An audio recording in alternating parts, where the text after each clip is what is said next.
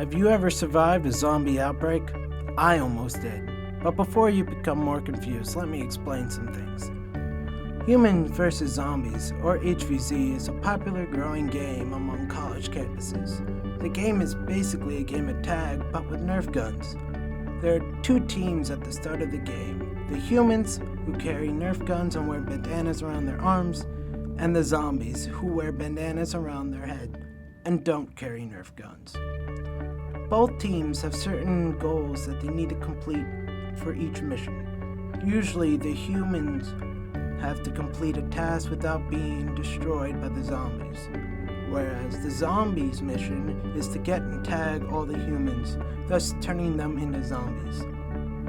However, humans can protect themselves by stunning zombies.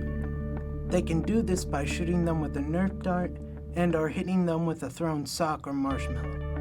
But back to the zombie outbreak. Each year, Penn State has a Humans vs. Zombies Invitational, where they invite other college HVZ clubs from across the country to come play a massive game on their main campus in Pennsylvania. This year, I attended my first Penn State Invitational, and I was amazed at what I saw. There are literally hundreds of students from across the country that came to play, whether they came from RIT, or Ohio State, or even West Virginia. There are even soldiers on leave from their tour in the Middle East that came to play. I also observed that each club had their own kind of unique style and look. For example, schools like New Paltz and Ithaca College wore jerseys, whereas other clubs dressed in tactical clothing, and still others wore black running clothes.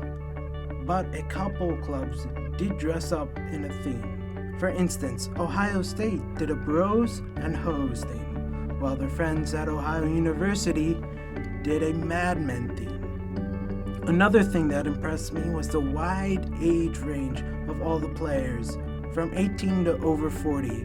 There's even one guy that brought his daughters to play. The day-long invitational was really intense.